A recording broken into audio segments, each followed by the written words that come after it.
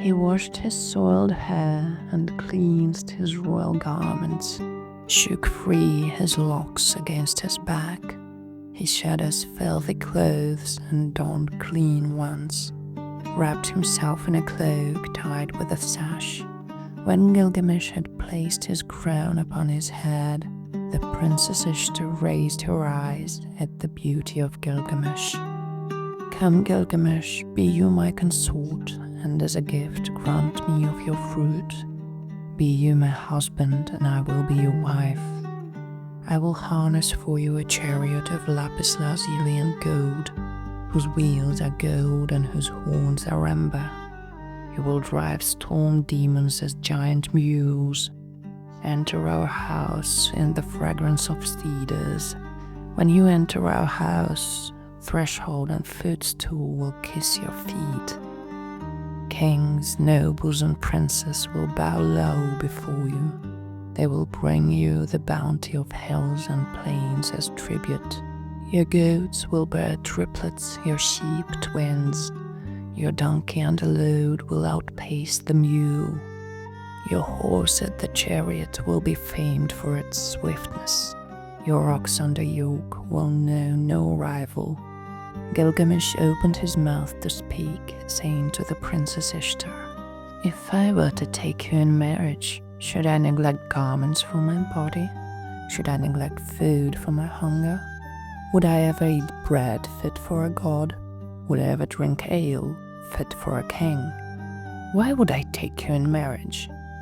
You are a frost that does not make ice, a half-door that does not keep out wind and drought, a palace that crushes valiant warriors, an elephant that tramples its coverings, pitch that sullies its bearer, a water skin that soaks its bearer, a limestone that breaks a stone wall, a battering ram that breaks walls for foes, a shoe that bites the foot of its wearer.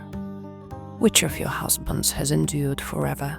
Which of your brave ones ascended to the heavens? Come, let me count your lovers.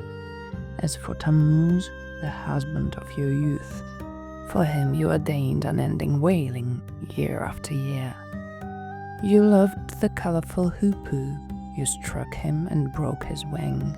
Now he sits in the woods crying, "My wing."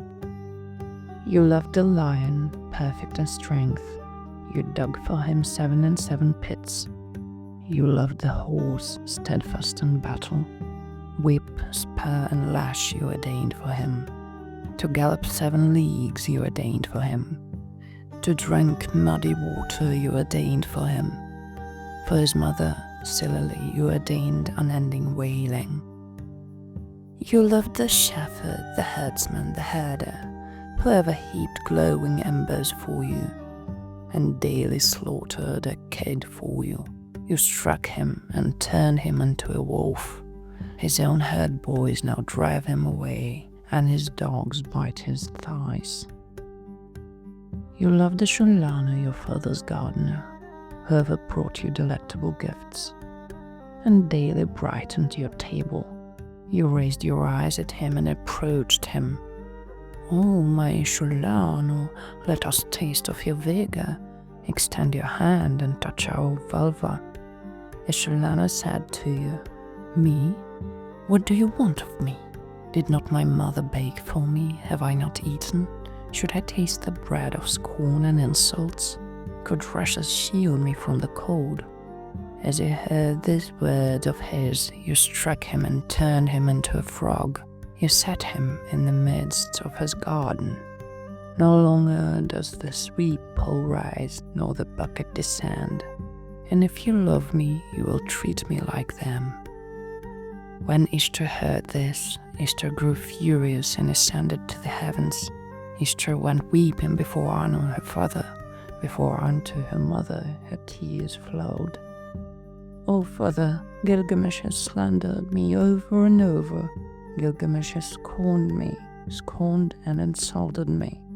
Anu opened his mouth to speak, saying to the Princess Ishtar, "Ah, but did you not offend King Gilgamesh? And thus Gilgamesh has scorned and insulted you.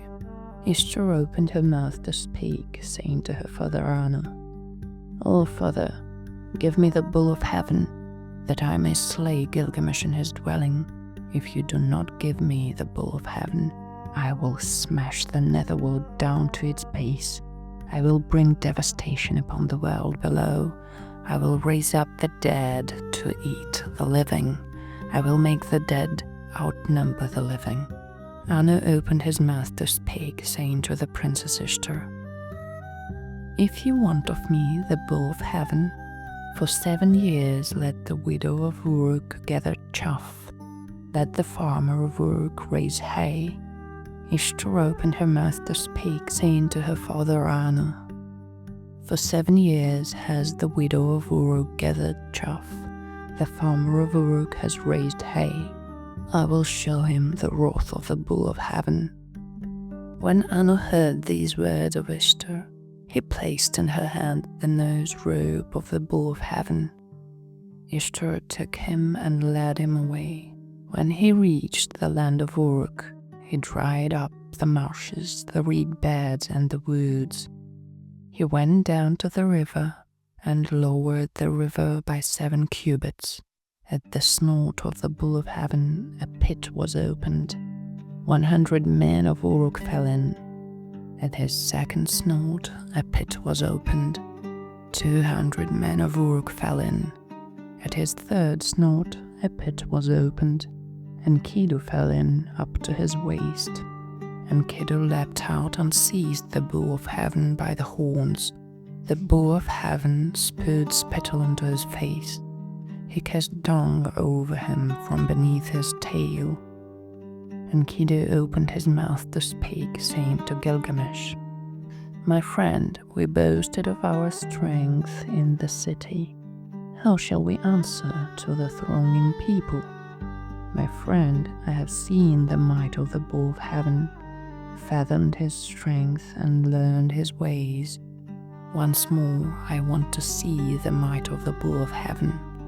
I will go behind the bull of heaven and seize him by the base of the tail.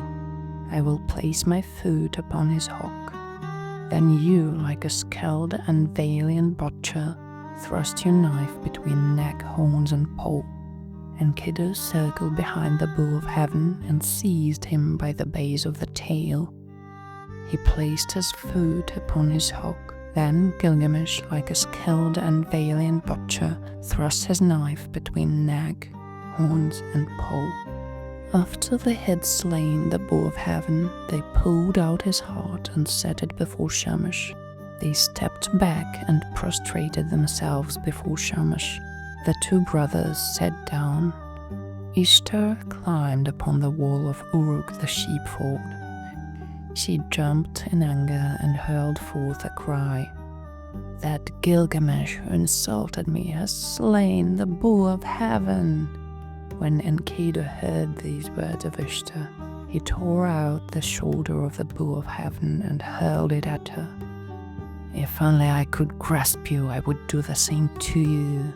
I would drape his entrails around your arms." Ishtar assembled courtesans and harlots. She set up a wail over the shoulder of the bull of heaven. All the artisans and craftsmen assembled. The artisans marveled at the thickness of his horns. Each horn's base 30 minas of lapis lazuli. Each horn's inlays 2 minas in weight. 6 cor of wool, the capacity of both. Gilgamesh offered as ointments to his god Lugalbanda.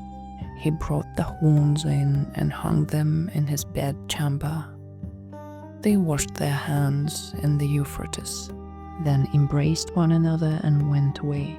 As they rode through the streets of Uruk, the people of Uruk were gathered to behold them. Gilgamesh spoke a word to the maids of his palace. "Who is most beautiful among men? Who is most glorious among males?" "Gilgamesh is most beautiful among men. Enkidu is most glorious among males." Gilgamesh held a celebration in his palace.